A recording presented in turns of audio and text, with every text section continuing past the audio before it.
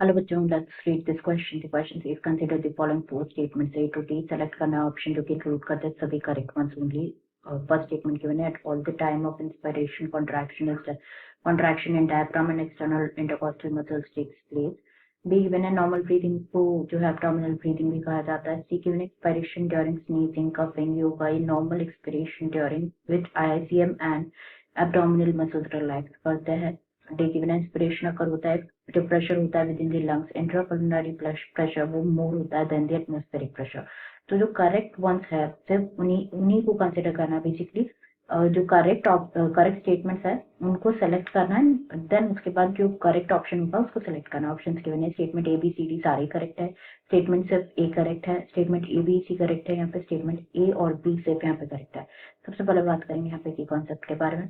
तो जो की कॉन्सेप्ट इस क्वेश्चन में यूज किया गया है that is mechanism of breathing, mechanism of breathing। तो जो ब्रीदिंग है, ब्रीदिंग इन्वॉल्व करता है दो stages. First number one is inspiration and the another one is expiration.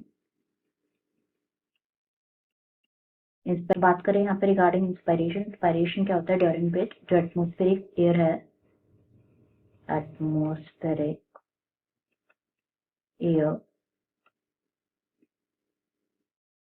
Drawers in, while expiration के टाइम पे क्या होता है ड्यूरिंग एक्सपिरेशन जो एल्वियोलर एयर है, alveolar air released out during expiration, alveolar air released out। तो यहाँ पे हम स्टेटमेंट्स डिस्कस कर लेते हैं सारे। फर्स्ट गिवन है कि all the time of inspiration contraction with the diaphragm and external intercostal muscles takes place. तो बात करें यहाँ पे ड्यूरिंग इंस्पिरेशन क्या होता है, ड्यूरिंग इंस्पिरेशन। तो ड्यूरिंग इंस्पिरेशन जो है, इंस्पिरेशन बेसिकली इनिशिएट होता है by contraction of diaphragm. During inspiration contraction अगर होता है डायफ्राम में जो कि इंक्रीज करता है थोरैसिक चैम्बर का वॉल्यूम। इसकी वजह से जो थोरैसिक चैम्बर होता है उसका वॉल्यूम इंक्रीज होता है। थोरैसिक चैम्बर का वॉल्यूम इंक्रीज होता है in the anterior posterior axis. जो कॉन्ट्रैक्शन होता है एक्सटर्नल इंटरकॉस्टल मसल्स का कर होता है, एक्सटर्नल इंटरकोस्टल मसल्स जो है कॉन्ट्रैक्ट होती है, जिसकी वजह से क्या होता है it lifts up the rib end sternum, जिसकी वजह से जो वॉल्यूम होता है थोरैसिक चैम्बर का वो इंक्रीज होता है डोर्सोवेंट्रल एक्सिस में।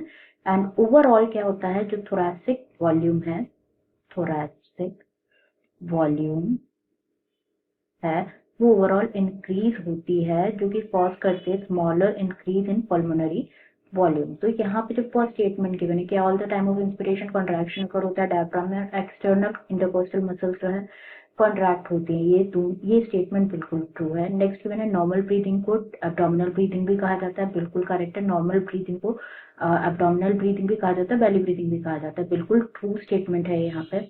नेक्स्ट गिवन एक्सपिरेशन जो होता है ड्यूरिंग स्नीजिंग, कफिंग, योगा, ये नॉर्मल एक्सपिरेशन होता है जिसमें जो इंटरनल इंटरकोस्टल मसल्स होते हैं, एब्डोमिनल मसल्स है, ये रिलैक्स होते हैं। तो ये स्टेटमेंट बिल्कुल यहाँ पे गलत है, फॉल्स स्टेटमेंट है यहाँ पे।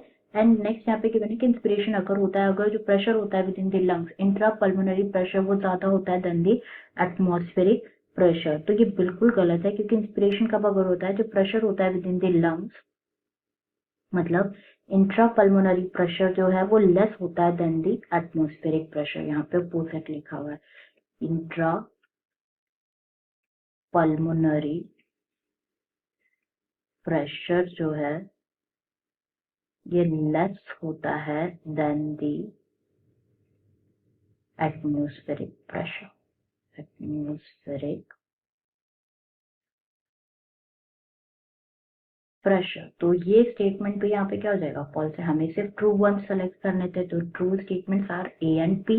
तो करेक्ट आंसर हो जाएगा हमारा ऑप्शन डी की स्टेटमेंट ए और बी करेक्ट है। रिमेनिंग ऑप्शन यहाँ पे इनकरेक्ट हो जाएंगे। I hope you understood it well.